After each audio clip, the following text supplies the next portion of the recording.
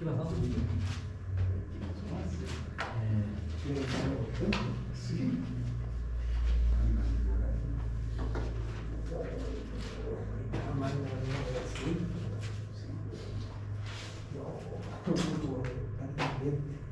Ahí está. Ya. Bueno, si se conecta alguien, me avisan por favor para informarme. Ahí está. Debería avisar. Ya. Entonces estábamos comentando el tema de la línea. Veíamos que desde el punto de vista de la operación de la línea de transmisión teníamos dos modelos, el modelo Pi y el modelo T. Esto, ahora estamos planteando el tema solamente.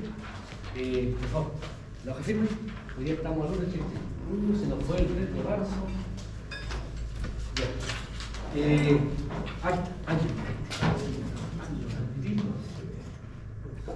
Ahí tengo que... Ahí está la... Ya.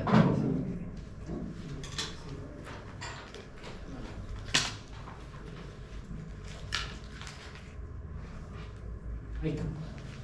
Entonces, Ángelo, ¿me escucha? Profesor, ¿se escucha? Ya, ¿y se ve la pantalla? Sí. Ya, genial, genial, perfecto. Ya, entonces estábamos comentando el tema del modelo. Teníamos el modelo Pi, también hay el modelo T. Este tema lo vamos a ver con bastante más detalle en la unidad número 2. Pero la idea es que nos vayamos en cierta medida acostumbrando a esto.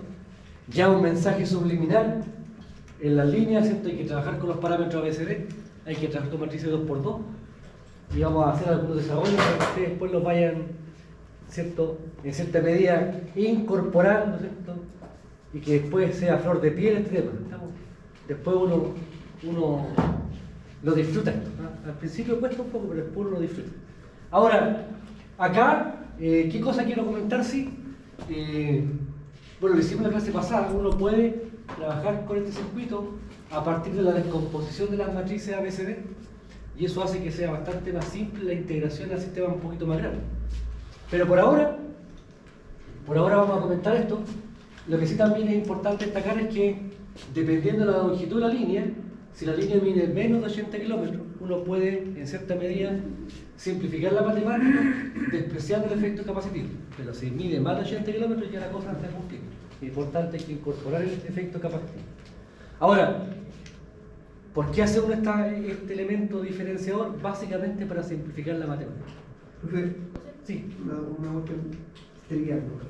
¿80 inclusive o de 80 hacia Bueno, 75, 80, pero de 80 para arriba ya hay que entrar. ¿Estamos?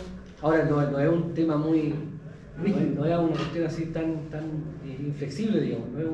Pero normalmente no te debes encontrar con una línea que mida justo 79 kilómetros. Ahora, el tema es que estas son aproximaciones únicamente para hacer una primera estimación.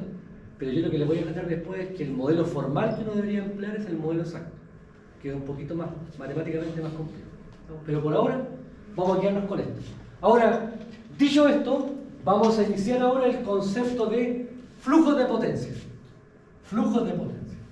Y vamos a empezar a hablar de potencia activa, potencia reactiva y potencia aparente con una cierta designación. Estos subíndices me van a orientar respecto del sentido del flujo de potencia. Por tanto, el primer subíndice me indica dónde estoy parado y el segundo subíndice hacia dónde voy. Por tanto, ¿qué cosa es PSR? Es la potencia activa medida en S y que va hacia R. Y por tanto le asigno una trayectoria a la potencia. La potencia reactiva lo mismo. Potencia reactiva medida en S y que va hacia R. Si yo tengo potencia activa y reactiva, también tengo potencia aparente. Ahora bien, en ese contexto, para poder entender e internalizar este concepto, es que aquí tenemos, ¿cierto? He tratado de preparar una suerte de ejercicio o de ejemplo. Potencia reactiva.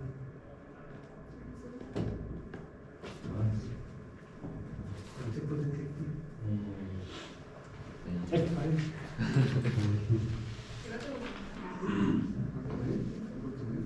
Y aquí está un poco la mirada, fíjense, aquí yo he preparado lo siguiente.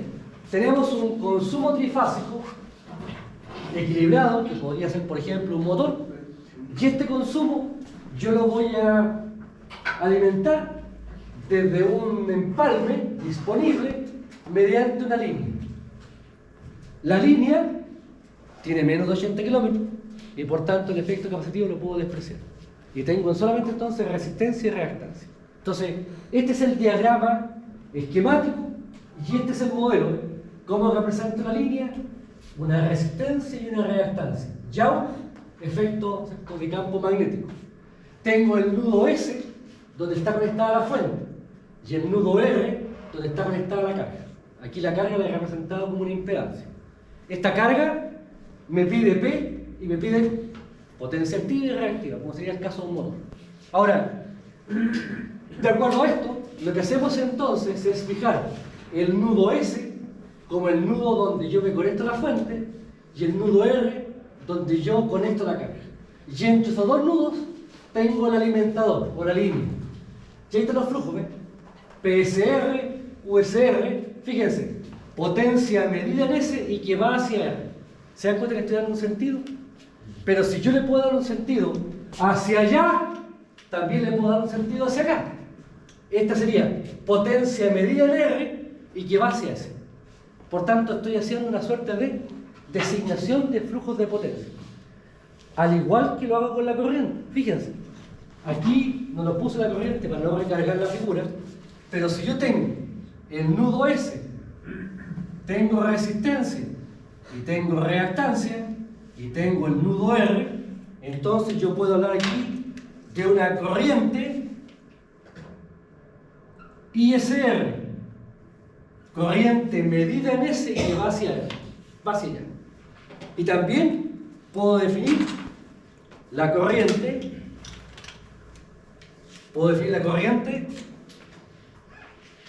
IRS, medida en R y que va hacia S. Fíjense que como este es un circuito serie, ¿cuál es la magnitud de ambas corrientes? Es la misma. Pero ¿cuál es la diferencia? Tiene sentido opuesto. Y por tanto, ISR es igual a menos IRS. Si ustedes recuerdan malla, cuando hacían malla en la teoría del circuito, si la corriente le daba negativa, ¿qué significaba? Que sentido era opuesto. Por tanto, aquí el signo me está dando cuenta del sentido de la corriente. Ahora, pongámosle número a esto. Pensemos que tenemos dos sistemas, sistema A, sistema B, que están conectados. Por tanto, pensemos que en estos dos sistemas yo hago mediciones de campo, registro de terreno, y la potencia medida en el nudo S, 175 megawatts hacia allá. Potencia reactiva, 51 MBR hacia allá. Y yo mido aquí, en la llegada, llegan 172 megawatts y llegan 29 MBR. Eso es lo que está registrado de campo. Apliquemos este concepto. PSR, potencia activa, medida en el nudo S y que va hacia R. Medida en S y que va hacia R. O sea, el sentido coincide con la información de campo. Por tanto, PSR vale más 175. El más me recuerda que el sentido es el correcto. Después, ¿cuánto vale PRS? Aquí la potencia activa aquí. PRS hacia allá. DRS. ¿Cómo es ese sentido respecto a la medición de campo? Es negativo. Y por tanto será menos 172. ¿Se dan cuenta? Es algo sutil, pero fíjense lo importante. ¿Qué pasa si yo sumo? No. ¿Me da? 3. ¿Y qué cosas las 3? Salieron 175. Con pérdidas por R. Llegaron 172. ¿Qué pasa con la diferencia? Pérdidas por R. Es la pérdida en la resistencia. Entonces, esto genera un paso, pero significativo. Estamos calculando pérdidas sin conocer la corriente. Uno siempre estaba habituado a para calcular corriente, para calcular pérdida, tenía que conocer la corriente. Y cuadrado, ¿se acuerdan? Aquí no, sumando potencia, de inmediato obtengo las pérdidas del sistema. Y por tanto, esto es lo que nosotros usamos en un sistema de escala para evaluar cómo fluye la energía, cuánto salió, cuánto llegó y la diferencia al tiro la obtengo como pérdida. ¿Sí? Ahora, en la reactiva, fíjense, QSR más 51 está en el sentido correcto. QRS en el sentido opuesto, por tanto en menos 29. Si hago la suma, obtengo la potencia reactiva de pérdida.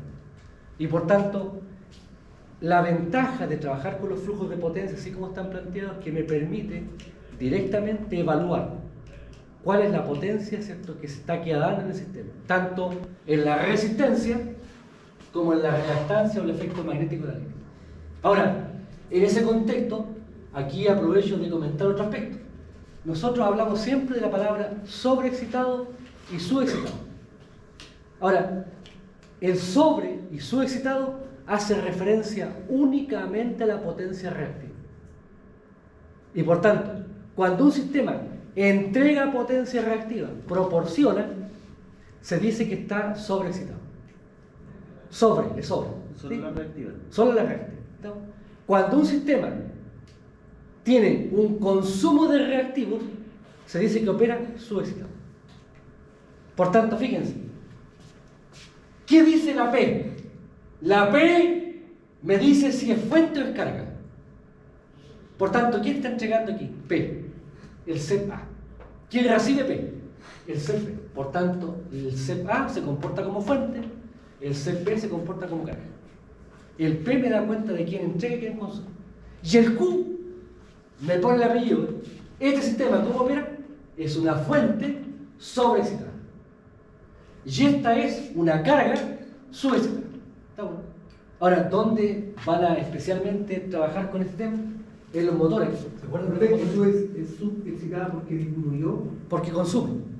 Si consume potencia reactiva es porque trabaja subexcitada. Le falta, carece de la reactiva para operar. Y por tanto necesita consumir del sistema. Y esto es lo que ustedes van a ver en los motores sincrónicos. Yo tengo un motor sincrónico. Este motor sincrónico siempre consume P, que se transforma después en potencia mecánica en el eje. ¿Sí? Pero este motor tiene un campo, la excitación. Y dependiendo de la corriente de excitación, esta máquina puede consumir Q o puede entregar. Si consume Q, es un motor que está operando subexcitado. Si entrega Q, es un motor que está operando sobreexcitado. ¿Sí? ¿Se entiende? ¿Y cómo controlo esa condición? Básicamente con la corriente de campo, o la corriente de excitación. Y por tanto, por eso es que cuando uno tiene en una planta un motor sincrónico, uno trata de operarlo en forma sobreexcitada. Porque si entrega reactivo el motor, si él lo puede hacer, me alivia a mí de tener que estar instalando bancos condensadores. ¿Se entiende? Entonces, cada vez que usted tenga un motor sincrónico, ¿cómo es deseable que opere? Sobreexcitado. Entregando reactivo porque él puede hacerlo dentro de un rango. ¿Sí? Ahora, fíjense, tenemos las definiciones de potencia. Ahora, si trabajo con la definición de potencia, la potencia, yo digo la potencia compleja, es igual a V por I conjugado. ¿Está la raíz de 3? No está la raíz de 3. Por tanto, estoy trabajando en...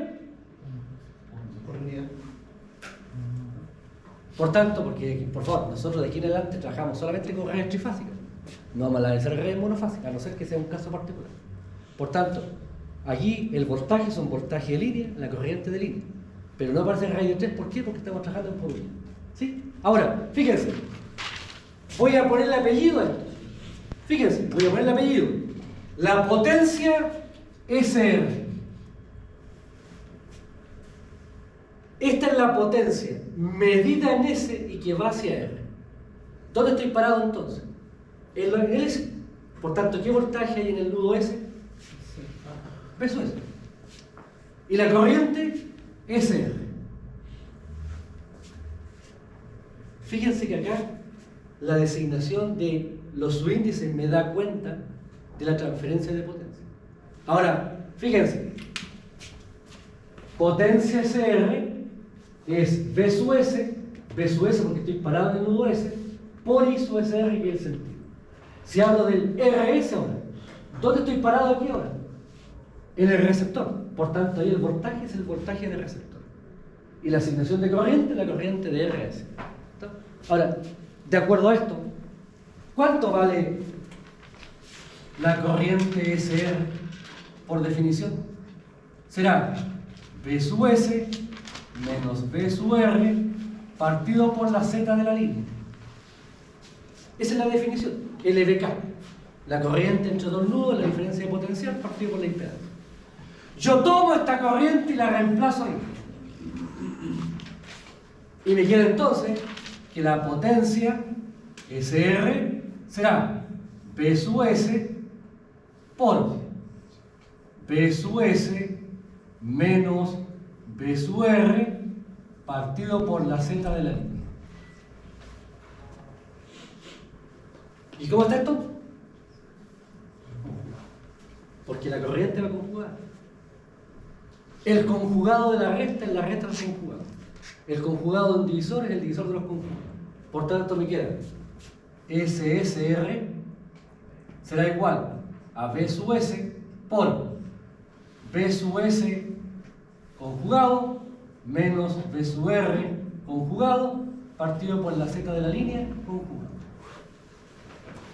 Estoy elaborando el desarrollo. Fíjense. Ahora, ¿cómo es ZL? La Z de la línea. Dijimos que es resistencia más reactancia. Por tanto, ¿cómo será el ZL conjugado?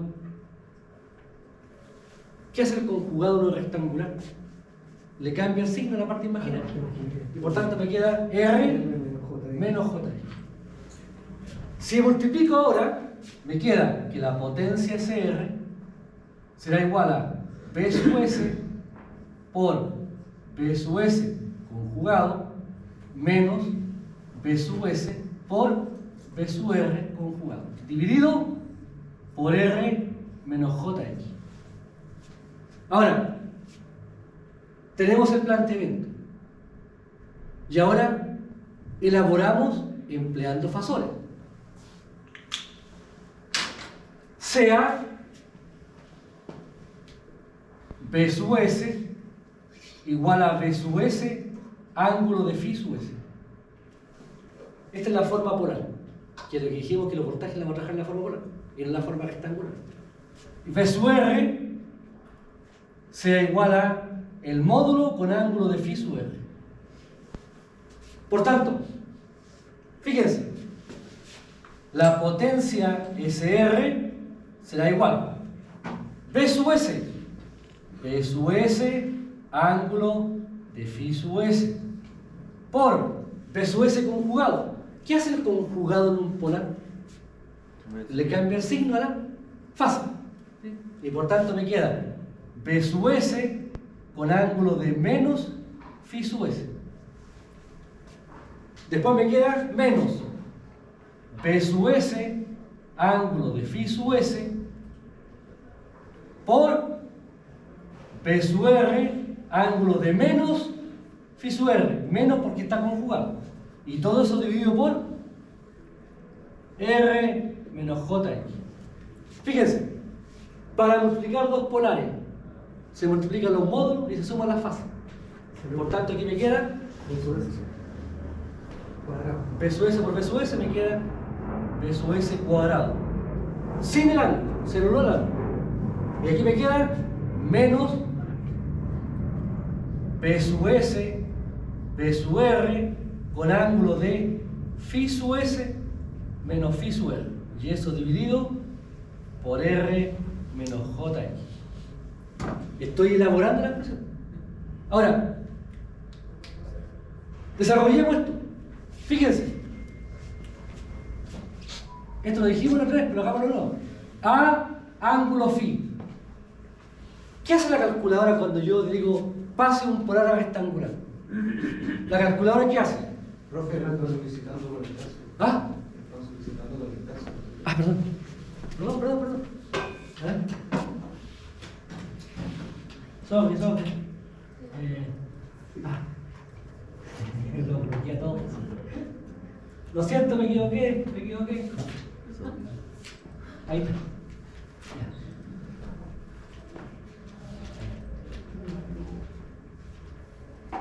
Entonces, fíjense por favor, si yo tengo un polar, ¿cómo lo paso a rectangular?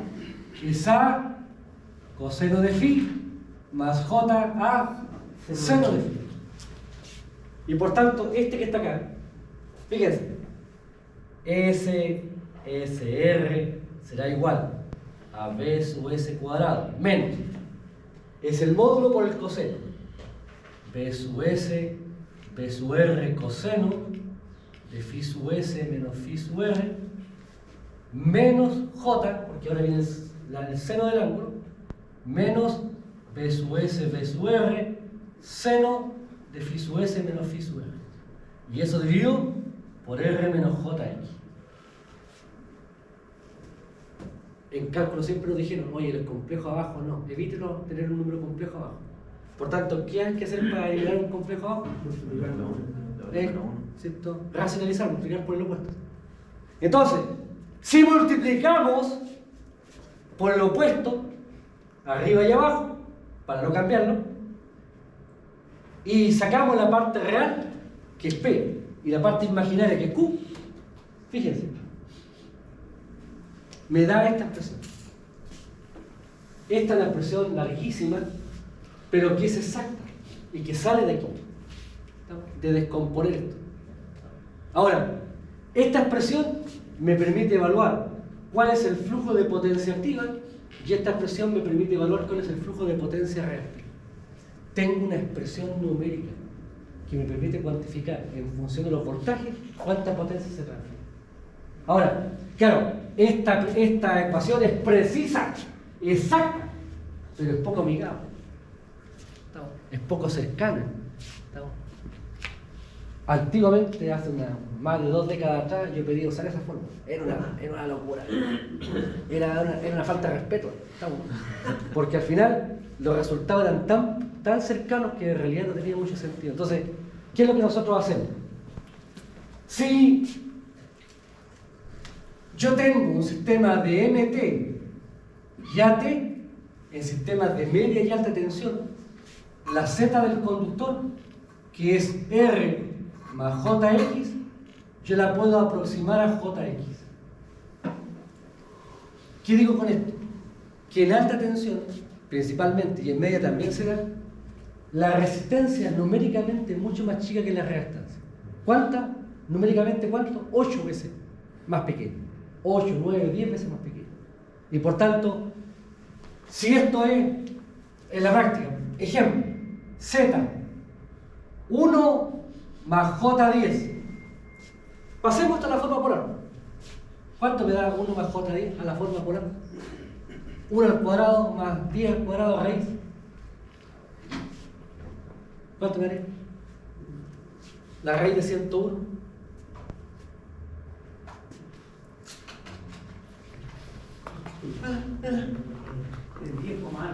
Sí. Pero déme el valor para que ustedes me crean, pues si no se lo digo, si no le doy el número, no me van a creer después. ¿Cuánto da? 10,04 con ángulo de tangente a la menos 1 de 10. ¿Cuánto me dio? Como 89 y algo.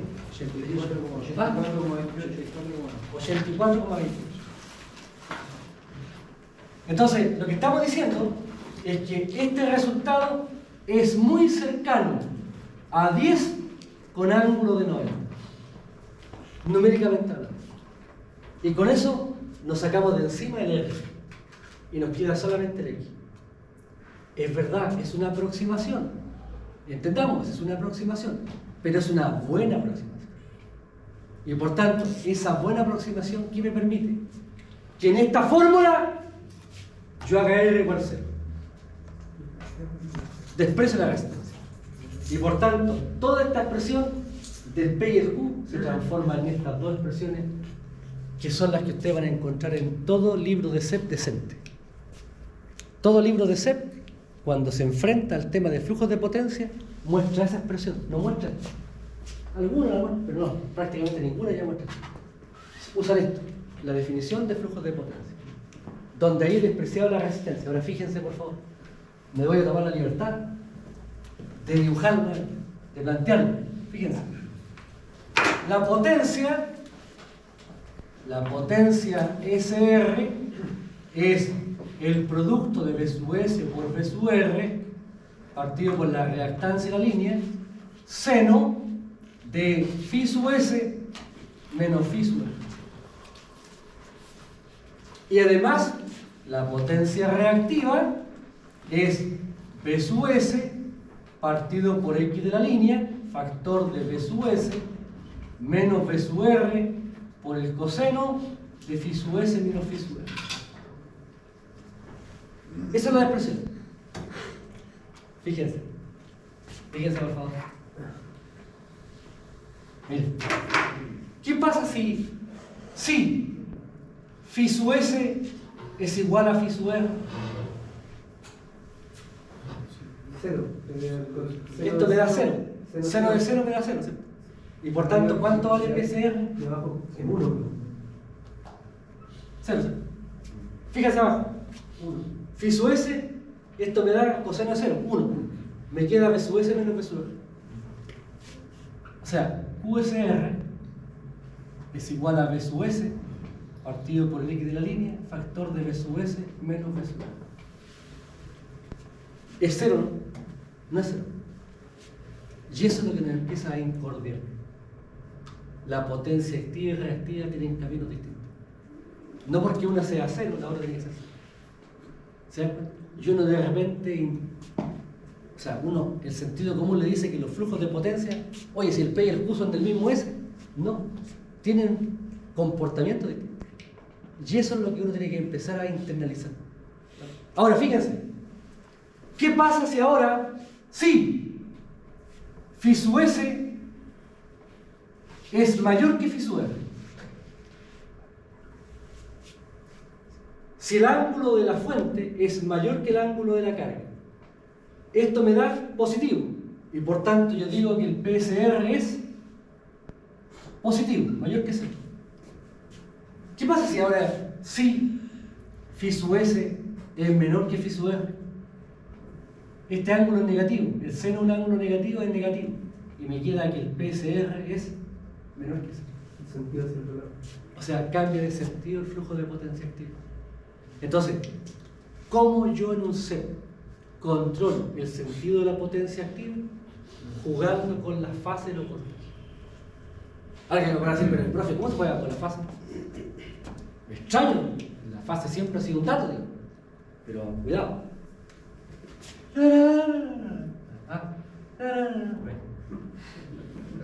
Miren, trafo 220 a 220.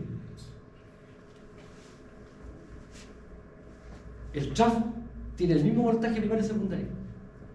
¿Y para qué está entonces ese trafo? Claro, pero este viejo es un trafo desfasador. Y por tanto origina un desfase entre este ángulo phi sub S y este ángulo phi sub R. Y por tanto, ajustando la fase, la potencia va para allá o sale por allá. A través de este concepto que surgió de dónde? De esta cosa. ¿Se dan cuenta? ¿Se dan cuenta? Ese fenómeno, verlo aquí es difícil de verlo. Pero si uno analiza bajo este supuesto de aproximaciones, resulta casi natural. ¿Me explico? Ahora, fíjense, por tanto, ¿cómo se controla el flujo de potencia activa en un set? Actuando sobre el desfase entre barras consecutivas. Ahí yo me muevo. ¿Estamos? Ahora bien, fíjense, ¿qué pasa si phi sub S es igual a phi sub R y B sub S es igual a B sub R? ¿Qué pasa si ahora las fases son iguales y las tensiones son iguales? Fíjense, si las fases son iguales, PSR vale 0. Si ahora las fases son iguales y los módulos también son iguales, ¿qué pasa aquí? Cancelo. El QSA se hace. Por tanto, La carga reactiva. O sea, reactiva. fíjense, de acuerdo a esto, cuando no hay transferencia de potencia activa ni reactiva, cuando las tensiones entre dos barras consecutivas están en fase. No hay un desfase de por medio. Ahora, esto tiene un nombre, se llama CEP en vacío. ¿Cuándo un CEP está en vacío? Está bien. Cuando está energizado, pero no hay potencia total. Ahora, supuestamente cuando un CEP está en vacío, los voltajes que deberían aparecer en ese sistema serían los voltajes nominales. Eso es lo que dice la teoría. No siempre es así. Lo vamos a comentar después. Ahora, de acuerdo a esto, vamos a empezar a trabajar, ¿cierto?, con esta estrategia y este planteamiento. Ahora, si hay resistencia, pasamos al plan B. B por I conjugado a lo bestia, ¿no? La expresión general. Pero si no hay resistencia, podemos trabajar con estas expresiones que son más simplificadas y son más útiles. Después vamos a hacer algún ejercicio al respecto. Ahora, esté conectado. Aloha, ¿me escuchan? Aló, Japón. Sí, profesor. Ya, perfecto. ¿Se está entendiendo, no? Sí, Ya, sí, clarito. perfecto. Eso me reconforta. Ya. Pues aquí hay una cara de duda que te cuento. Ya. Ahora, fíjense. Otro aspecto que también, esto ya lo habíamos comentado, pero me interesa reiterarlo, tiene relación con este concepto de estabilidad de un sistema. Aquí lo vamos a ver, pero desde una mirada lúdica, sin matemática prácticamente, para poder internalizar esto. Entonces, fíjense, resulta que un generador tiene como entrada el torque motriz, ¿cierto?, la potencia mecánica que viene de la turbina, y tiene la corriente de excitación. La corriente de excitación, ¿qué es lo que hace? Controla los reactivos. Si la máquina entrega reactivo, sobreexcitada, o consume reactivo, subexcitada. Y la salida de la máquina es la potencia activa, potencia reactiva, el voltaje y la frecuencia. 2 entradas, 4 salidas. Viéndolo como una caja negra. Yo no tengo pituitario de máquina. Lo veo como una caja negra. ¿Sí? Ahora, fíjense. La pregunta es cómo se relacionan estas. ¿Cómo yo relaciono las variables? Entonces aquí está el tema, ¿ves? Si yo tengo una máquina, si yo tengo, por ejemplo, un generador, pensemos en un generador, entra potencia mecánica y sale potencia eléctrica. Entonces, la potencia mecánica tiene una velocidad, ¿sí? Entonces, ¿qué pasa si yo le inyecto al generador una potencia mecánica mayor que la que está pidiendo la red? ¿Qué es lo que yo intuitivamente debería esperar? Si a una máquina le entrego más potencia de entrada de la que se necesita, la velocidad tiende a subir. La máquina se acelera. ¿Eso significa qué cosa? Que la frecuencia, como la velocidad y la frecuencia son lo mismo, la frecuencia sube.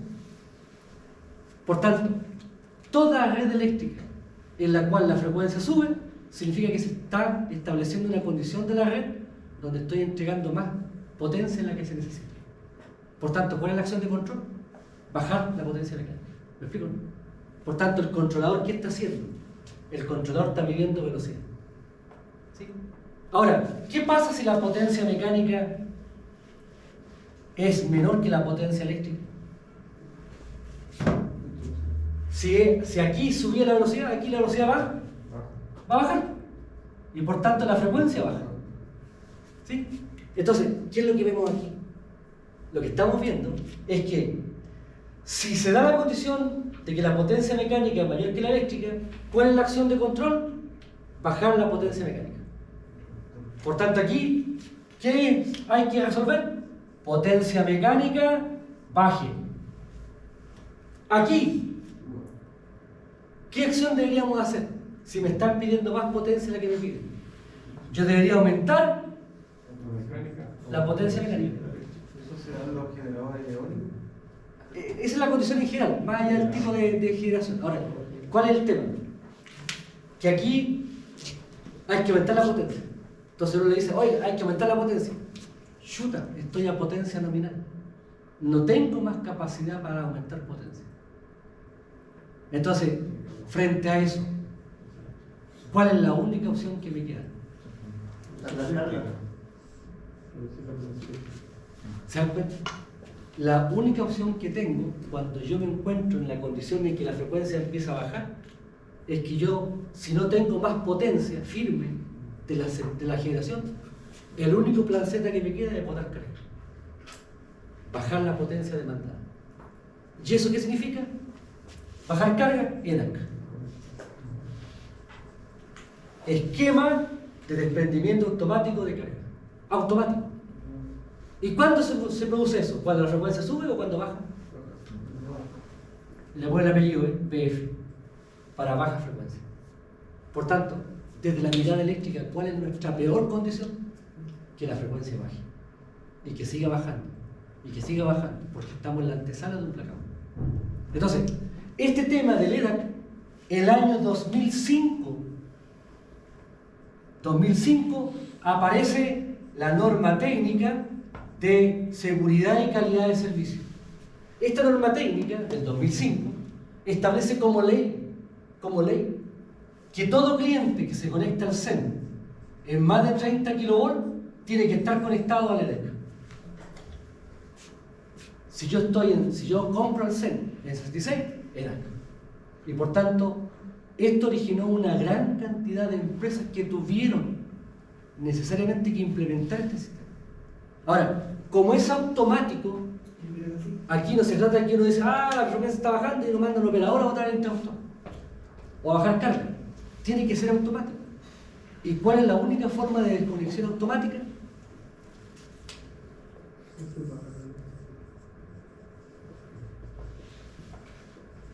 La protección. Y por tanto el EDAC lo que está haciendo es actuar sobre el interruptor, como si fuera una falla, botando de inmediato. ¿Sí? Entonces fíjense, díganme. ¿Qué era la sigla? ¿La? Esquema de desprendimiento automático de carga por baja frecuencia. ¿Sí? Entonces fíjense. ¿Sí? Esto, norma técnica de seguridad y calidad de servicio. Entonces, esto más los RIC son nuestros rayados de cancha. Esto es a nivel de transmisión, subtransmisión, esto a nivel de planta industrial. Y instalación también de baja. Ahora fíjense, aquí está el tema. Si yo dibujara la frecuencia sería así. Y estaría subiendo, bajando, subiendo, bajando, subiendo, bajando. ¿Veis? Es una permanente compensación que yo estoy haciendo en el sistema. Ahora, ¿qué es lo que se demostró antes del 2005? Esto tiene que haber sido el 2002 por ahí, 2003. Se hizo un estudio de la estabilidad del sistema y se demostró que si la frecuencia empezaba a bajar y permitía que llegara a 48 Hz, sin hacer nada, el sistema entraba en blackout. Pero, si antes de los 48 Hz yo empezaba a botar carga, desconectar, el sistema se podía recuperar. Entonces aquí está el tema, ¿ves? EDAC por baja frecuencia. Y aquí, por favor, para generar una no voy a decir negociación, una flexibilidad, entonces se establecieron 6 escalones. 49 Hz, 48,9, 48,8, 48,7, 48,3. Entonces uno, como cliente, decía, ya perfecto, yo me alineo con el EDAC. Estaba obligado por ley, pero la mirada es distinta, ¿cierto? Cuando uno dice, sí, yo me comprometo con el EDAC.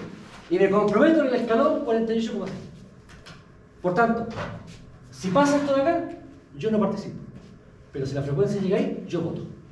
Entonces cada empresa estableció una suerte de compromiso y participación en este. Ahora, fíjense, ¿cuánto tiene que votar la empresa? El 22% de su demanda. Eso en promedio.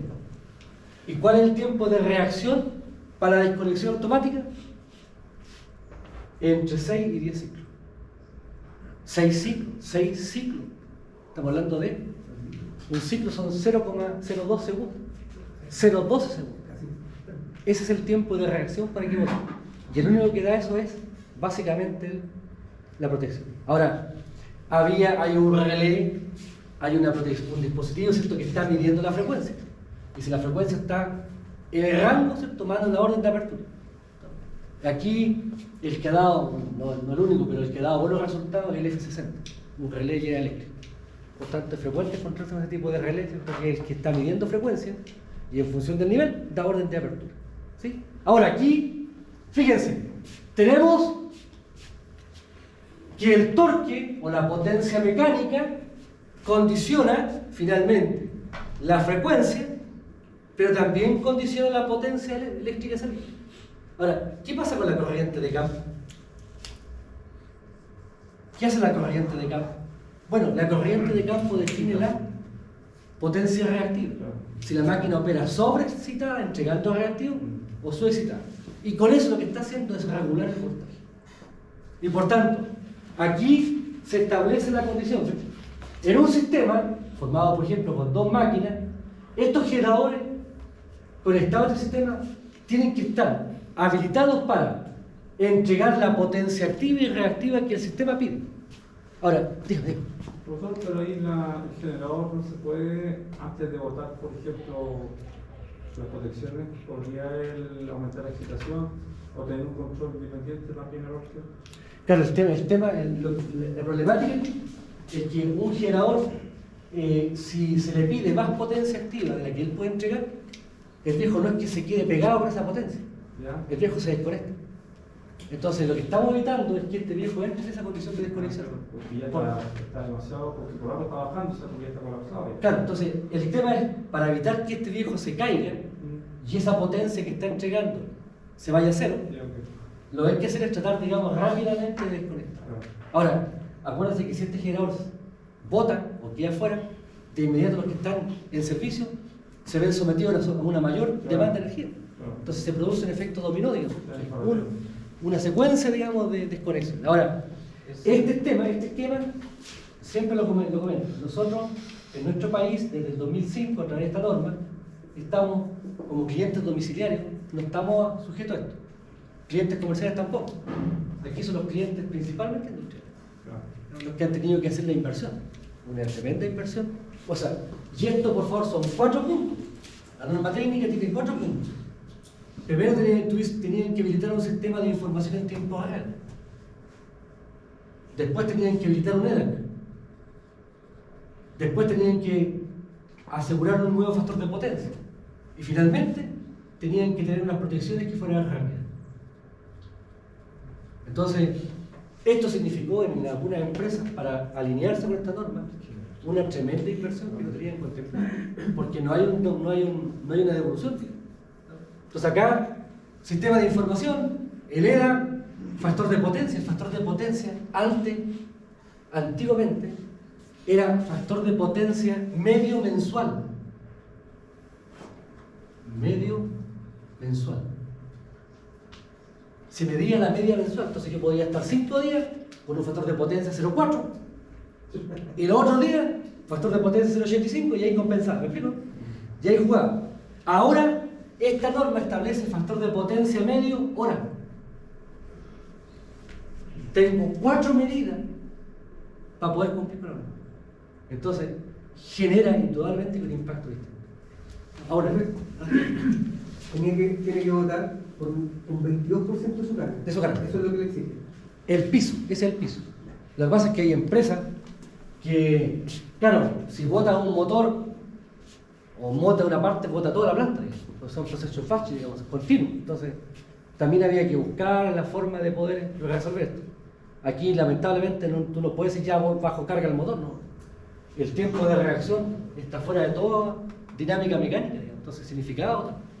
Ahora, aquí, fíjense, ¿cuánta potencia tenemos que entregar? La que pide los consumos más las pérdidas del sistema. Y por tanto, si yo logro este equilibrio en potencia activa, ¿cómo me doy cuenta que estoy bien? Porque la frecuencia va a estar trabajando dentro de un rango bien acotado, prácticamente constante. Ahora, ¿qué pasa con los reactivos? Si los reactivos se mantienen, yo estoy entregando lo que se me pide, ¿cómo me doy cuenta de que estoy bien? Porque el voltaje es constante. Ahora, en este caso, por favor,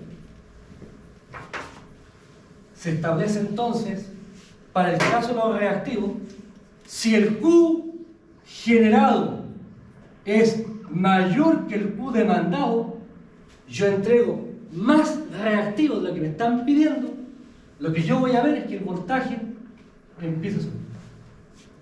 Por el contrario, si yo estoy entregando reactivos menores a lo que me están demandando la carga, el voltaje empieza a bajar.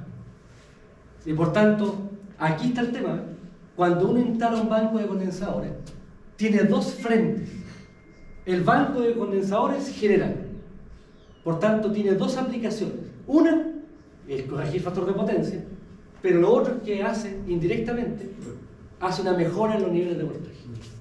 Ahora, en la medida que yo no ponga una cantidad de reactivos mayor que de la que se necesita. Nosotros, en nuestra especialidad, hay dos cosas que no podemos sobredimensionar. O sea, si nosotros por proyecto necesitamos un cable, no sé, 4 rayas 0, y le ponemos uno de 500 MSM, no pasa nada. Técnicamente hablando. El costo sube, todo lo que pero no, la red no está sometida a alguna condición defectuosa. Si yo necesito un trafo de 1 MVA y pongo uno de 5, tampoco pasa nada. El trafo va a trabajar más aliviado. Pero si yo instalo un banco más grande del que yo necesito, lejos de ser una solución, se transforma en un problema. Y por tanto, el banco es uno de los dos elementos que yo no puedo sobredimensionar. Ahora, para poder entender eso, porque hace décadas atrás, un estudiante no entendía por qué. Profe, pero ¿por qué sube? Entonces, preparé una demostración. ¿Por qué sube? Fíjense. Aquí tenemos una situación. Tenemos una fuente, tenemos una carga inductiva. ¿Sí? Ahora, fíjense. Del punto de vista de esta carga, yo tengo acá, voy a dibujar aquí la fuente. Tengo el suministro. Aquí tengo, ya dijimos que íbamos a empezar la resistencia, tengo la reactancia, tengo el receptor, y aquí tengo una carga conectada. Aquí tengo el voltaje de la fuente, aquí tengo el voltaje de la carga. Entonces, si esta carga pide P y pide Q, pongámosle P sub L, Q sub L, o P sub C, ¿no? Ya P sub X, LX. Entonces, es que se me confunde con la otra. Entonces, fíjense, si esta carga, una planta industrial, un motor, pide potencia activa y reactiva, ¿quién tiene que entregar? La fuente, ¿sí? Aquí está el centro, ¿sí? Centro. Por tanto, ¿quién tiene que entregar esto? La fuente. Por tanto, aquí va. Ahí va la potencia activa del CEN, o el P, y aquí va el Q. Y el Q. Y aquí tengo la reactancia, ¿sí? El X. Después la resistencia. Ahora, pero resulta que el P es igual al P de la carga. El Q es el Q de la carga más el Q de pérdidas. En la línea. ¿Sí? ¿Me siguen? Y por tanto, aquí voy a asumir esto despreciable y me queda el Q sub X. Por tanto, pero ahí la R la está expresando porque sí, era más chica. Usualmente la resistencia, uno en sistema, excepto de baja, en media y alta, no puede especificar. ¿Sí? Entonces acá, ¿qué me queda entonces? La potencia de la fuente, o del CEN, la potencia del CEN, será igual a la potencia de la carga, P sub X, más JQ sub X. Esa sería la forma polar, rectangular. Y esto sería igual a, fíjense, P sub S por la corriente SR conjugada. Aquí estoy trabajando en por unidad. Aquí tengo la corriente. Esta es la corriente SR. Entonces tengo la potencia que entrega la fuente es igual a la potencia que pide la carga y es igual a la tensión acá por la corriente. Pero yo quiero aquí, yo quiero esta tensión, esta es la que me interesa, que si sube o que baja. Por tanto, ¿cuánto vale P sub S en función de B sub R? Si hago LBK, B sub S menos JX por ISR menos B sub R vale 0. Y por tanto, ¿de aquí qué me queda? Que B sub R es igual a B sub S menos JX por I. ¿Me explico, no? No es más. ¿Sí? El B sub R que está negativo pasa para allá. Ya, ya. ¿Sí? Y aquí me queda B sub S menos. Perfecto. ¿Sí? Es el voltaje que le llega a la carga. ¿Sí? Ahora, fíjense por favor. Ah, sí. La resistencia por la corriente y la tensión que produce la. Estoy haciendo la mágica. Claro. Ahora, esta corriente que está aquí, Es la misma. Esta. En serio. y por tanto, si despejo la corriente de la ecuación, estoy usando esta pantalla porque esta es la pantalla que se ve en el video, ¿no? Por eso que, si no me podría explayar todo allá, pero... Entonces, fíjense, la corriente CR es el P sub X más JQ sub X dividido por P sub S. Y esto conjugado. Despejo la corriente de aquí, me queda esto dividido por B sub S, y esto me queda P sub X menos JQ sub X partido por B sub S conjugado. Y esta corriente voy y la reemplazo ahí. Si la reemplazo y desarrollo, ahí está, ¿ven? Ahí está la ecuación de voltaje, la ecuación de corriente, me queda esta expresión. Este es el voltaje que le llega a la carga. Lo voy a poner, fíjense. Lo voy a poner aquí. El voltaje en la carga es el voltaje de la fuente menos X de la línea partido por B sub S por Q menos J X de la línea partido por B sub S por P. Es el P de la carga, Q de la carga. Ecuación fasorial. Claro, uno la mira y uno dice, bueno, ¿y a mí qué? Bien por usted que lo saco. ¿Cómo la interpreto? ¿Cómo interpreto esa ecuación? ¿Cómo la puedo percibir desde una mirada más práctica? Fíjense, De pérdida de voltaje. fíjense. Pero ahí el J es negativo y si Entonces, miren. puede ser positivo. Ahora, para eso, llevamos a un diagrama fasorial. Tengo el B sub S, que esto lo tomo como referencia, ahí está el B sub S. B sub S. ¿Qué me dice esta ecuación? Al B sub S, réstele esto. Le resto. X, P por Q.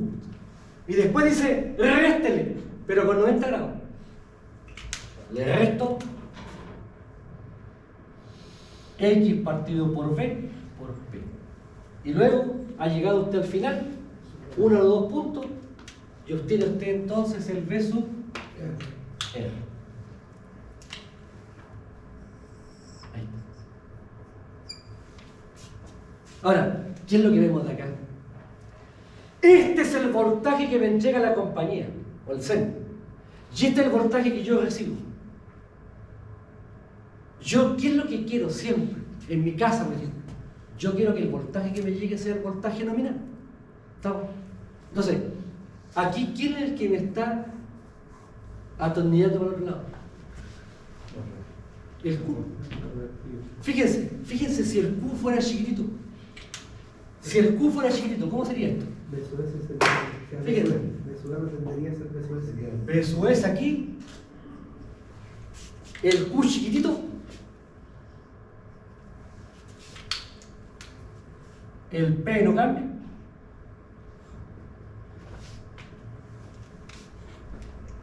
y tendría ahora el B sub R. Fíjense, cómo el B sub R comparado con B sub S aquí es casi igual. Por tanto, ¿cómo yo logro que al cliente o a la carga le llegue la atención, ojalá nominal? Obligando a ese cliente a que no consuma reactivo. Por eso es que le pongo la cota de factor de potencia.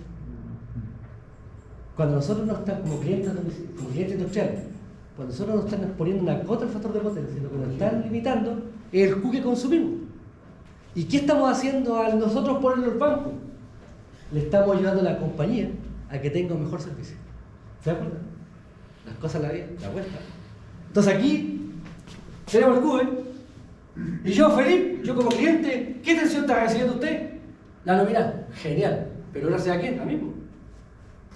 ¿Se da cuenta ese detalle, esa sutileza? Por eso es que la normativa pone factor de potencia. Porque está tratando en la medida de fortalecer. Y en definitiva, claro, ellos dicen no, que el factor de potencia es importante porque así, si baja el Q, baja el S, alivia los alimentadores, sí es verdad también. Pero aquí el tema de fondo es que lo que estoy resolviendo o lo que estoy permitiendo es darle un buen servicio eléctrico a mi cliente, que es mi objetivo. Ahora, fíjense, todo bien. Tengo el Q. Entonces yo digo, ¿cómo achico esto? ¿Cómo lo achico? ¿Cómo lo puedo achicar este reactivo? Entonces, lo que yo hago entonces es lo siguiente. Tengo la línea, tengo el receptor, tengo la fuente, aquí está el CEN, aquí tengo la carga, y lo que yo hago entonces, yo quiero que este P sea el mismo, pero este Q sea más chico, el que me pide el sistema. Por tanto, yo no puedo bajar mi reactivo, porque es una demanda de proceso. Lo que sí puedo hacer es instalar aquí un condensador, que este condensador me entregue ese Q. Y por tanto, ¿cuál es el Q que viene de la fuente? El Q del CEN va a ser o va a tender a ser. ¿Cierto? Eso es lo que estamos haciendo. Al poner un banco, ya no le estoy pidiendo esos reactivos a la fuente y no pasa por la línea, sino que se la estoy entregando directamente. Ahora, ¿cuál es el problema? ¿Qué pasa si yo necesito un banco de 200? Esa es la potencia que necesito. 200 kVA. Instalo, viene un bestia e instala 400 kVA con el tejo pasado, por si acaso. Fíjense. La carga pide 200, el banco entrega 400. ¿Qué pasa con la diferencia? Se devuelve 200 para allá. Ahora, este era el fasor cuando el Q iba para allá. Si ahora cambia el sentido de este fasor, ahora se invierte. Y me queda entonces, estimada y estimado, me queda el B sub S, me queda después la suma del reactivo, que sería en este caso X partido por V sub S por Q. Después tengo el P, X partido por V sub S por P, y después tengo el valor del voltaje. ¿Y cómo es ahora el voltaje en la carga? Es mayor que el delta. Y esa condición es sostenida. Es sostenida. Entonces acá, lo que estamos viendo con esto, con esta inversión de la potencia reactiva, lo que estamos viendo es que esta compensación reactiva, que se llama local porque se instala al lado de la carga, puede, si yo tengo un exceso, se puede originar una sobretensión. Ahora, esta sobretensión ya no es un swell. Acuérdense que el swell es la subida de voltaje, pero, ¿cierto?, durante un periodo de entre medio ciclo y un minuto. Pero esto es sostenido. Y por tanto, lo que no podemos hacer nunca es instalar más reactivos de los que se necesitan. Por eso hay un cálculo del banco condensador. Claro, se puede hablar del 97 finalmente, no al 1. Claro, es que va a depender. Ahora, el bajo 30 kV nos piden 0,96. Entre 0,96 inductivo y 0,98 capacitor. Que van poniendo los bancos, los van poniendo automáticamente. Ahora, claro, el tema de los bancos, claro, yo puedo usarlo en baja, por ejemplo, con el regulador. Pero el tema es que también estoy limitado porque no puedo meterle más bancos de un cierto nivel. O sea, si tú por ejemplo tienes una subestación, y esto es baja tensión, de media tensión a baja tensión. Yo aquí, el banco que instalo no puede salir más allá del 25% de la potencia del tanque. Estoy topado. Si yo quiero ahora, si tengo un motor, aquí un motor, y quiero instalarle un banco al motor, también el banco al motor no puede ser más del 25% de la potencia nominal del motor. Entonces, en baja tensión, uno cuando instala banco tiene que hacerlo ojalá en media y con 2 etapas. Eso es lo normal. 3 etapas llegan un poco más arriesgado, digamos, por el tema de la resonancia que puedes tener. Y la idea en los bancos, una vez que lo instalo, ojalá que el viejo quede fijo, digamos, de por vida. No estar entrando y saliendo, porque cada vez que un banco yo lo switcheo, cada vez que abro y cierro un banco, se produce aquí lo que se llama un inrush. Y este inrush del banco es de 10 a 15 veces la corriente nominal. 10 a 15 veces la corriente nominal. Se ha dado el caso de que este inrush ha dado una corriente mayor que la capacidad del interruptor. Y se fue el interruptor. Porque no aguantó esta corriente. Entonces el tema es que el tema de los bancos es que uno puede ser bestia y puede persignarse. Pero ay, ¿estamos hablando? Sí, estamos bien. Gracias, profesor. No se pregunta, pero claro, estamos hablando de alta, pero se supone que ya abajo yo tengo que tener ciertas compensaciones para no traspasarla arriba, a la de media. Claro, pero lo que yo te digo es que las compensaciones bajas ¿ya? usualmente están acotadas a las potencias de los equipos. Claro. Si por ejemplo en baja, yo digo en baja, ¿cuál es el transformador más grande que hay en baja? Hasta 2,5 MVA. Más de 2,5 MVA entre 80 ya la corriente se empieza a complicar. Y por tanto ya tiene el techo. Y si yo saco el 25% de esto, eso ya me da un tope de potencia reactiva que puedo entrar aquí abajo. Aunque sea con reguladores, pero entonces, tú dices, fíjate, por cada MVA yo puedo poner como máximo 250 kVA por cada MVA. Ese es el top. Entonces, muchas veces esos 250 kVA no son significativos a la hora de compensar cuando tú tienes motores que el factor de potencia de un motor es 0,82. Entonces, ahí está un poco el equilibrio. Entonces, si tú quieres trabajar con variación de voltaje, te puede ser, pero si tú quieres corregir factor de potencia, normalmente te conviene irte aquí arriba, a la media.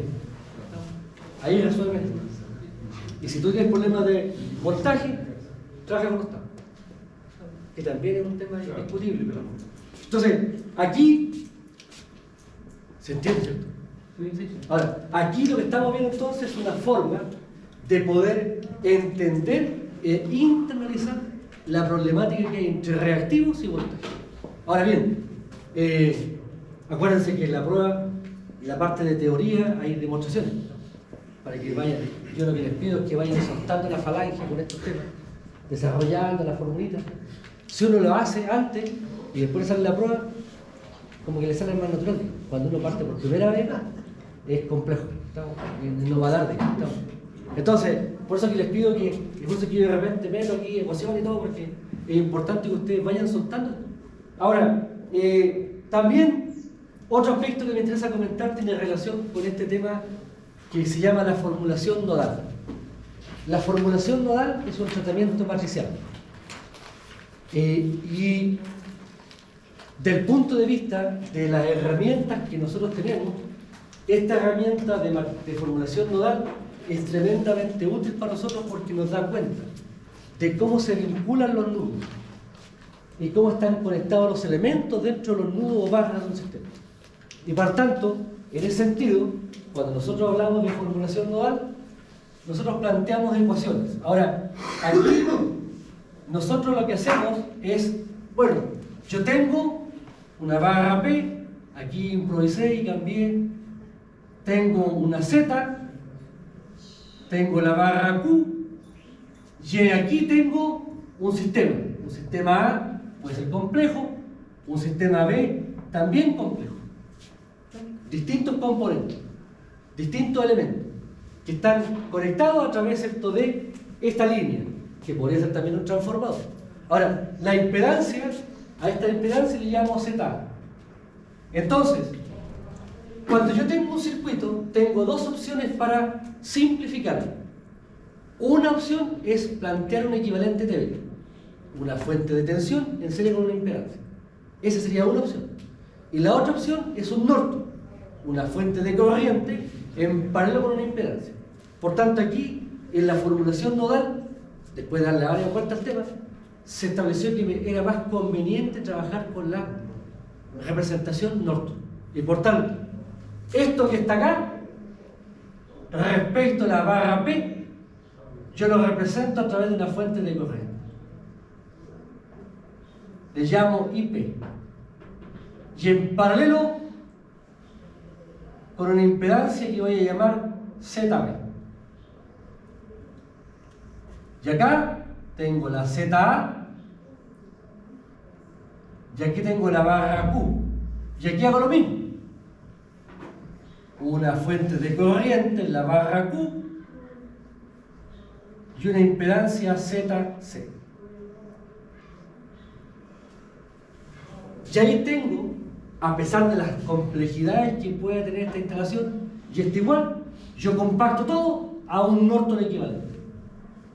Ahora bien, en ese sentido, yo digo, bueno, esta barra, la barra P, tiene un voltaje V sub P.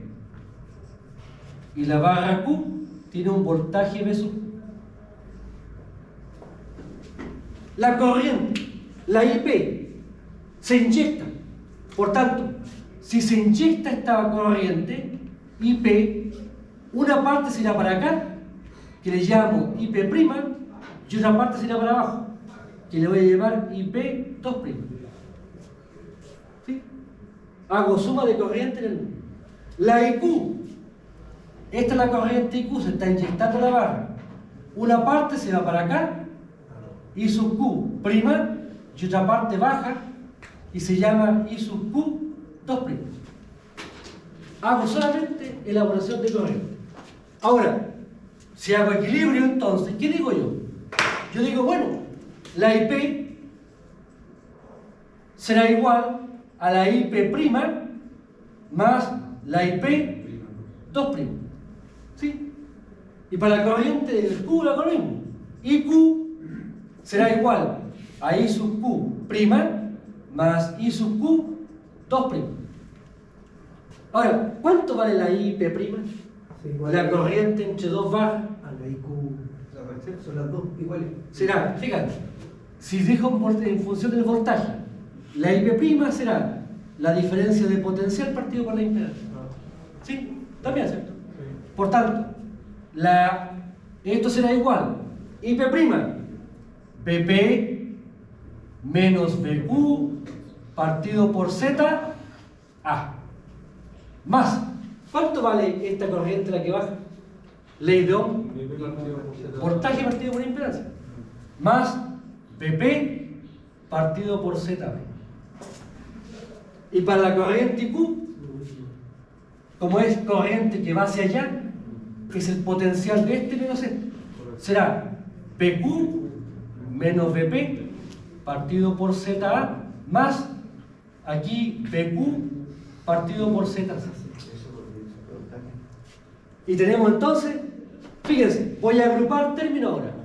Aquí está el BP, aquí está BP, aquí está BP, aquí está BQ, aquí está BQ. Voy a agruparlo. Factor común.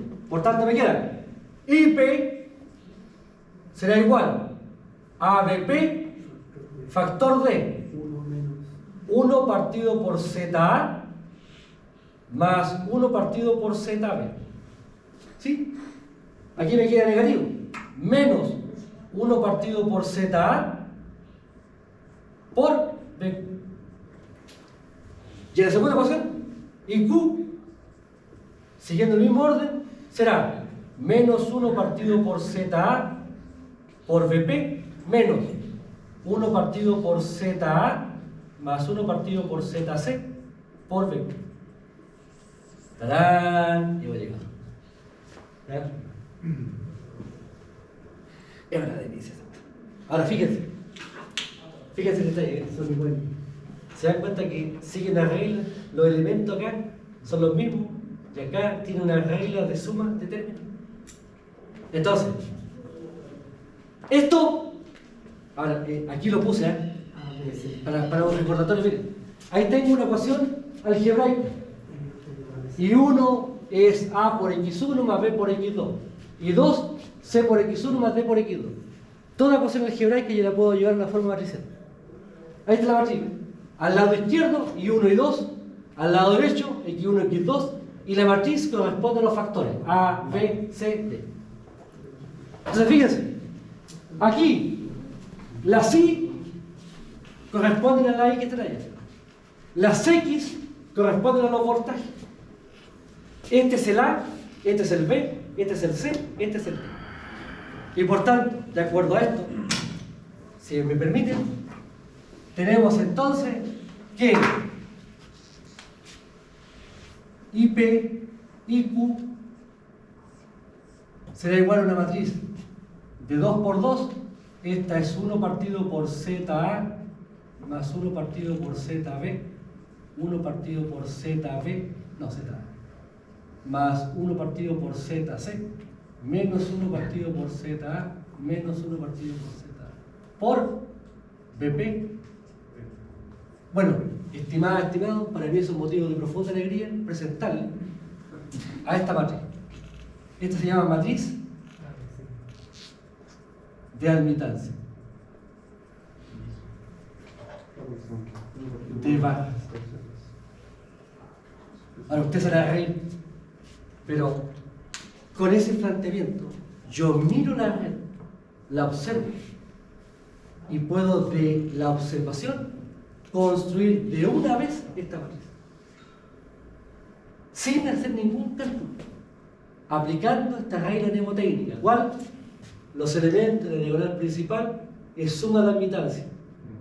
Los elementos que están fuera de la diagonal principal menos la admitancia, hasta ahorita, ya, menos la admitancia entre las barras. Entonces aquí, esta matriz de admitancia, ¿dónde la vamos a ocupar después? Básicamente la vamos a ocupar cuando veamos, cuando ustedes vean con el profesor Yanti, flujo de carga. Ahora, por favor, en la prueba 1 de CEP, este es el resultado final. 10 puntos para hacer esta matriz, construir la matriz. ¿Estamos? Después, en flujo de carga, esta matriz es el punto de partida. ¿Estamos? Porque de la matriz se parte con el procedimiento. Entonces, aquí es un resultado final, después es un paso intermedio. ¿Sí? ¿Me explico? Entonces, eso es importante que lo tengamos presente para... A dos cositas. Primero, el miércoles la profesora Legiani me pidió que le recuperara la clase. Y el sábado, el profesor Carlos Torres no puede hacer su clase y me pidió que hiciera los 2 bloques. Que deben hacer los 2 bloques el sábado. Así que el martes, o sea, el miércoles hacemos 2 bloques y el sábado 2 bloques. Y por tanto,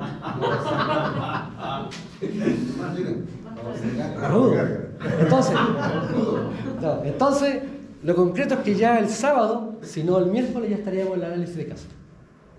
Así que ya la prueba sería en dos sábados más o menos, para que se vayan planificando. ¿Sí? ¿Ya? Ahora la idea sería, si usted me pregunta, la estrategia es hacerlo después de la semana larga de receso. Ahora si la quieren hacer antes, no. Ya, le agradezco la gentileza. Muy amable.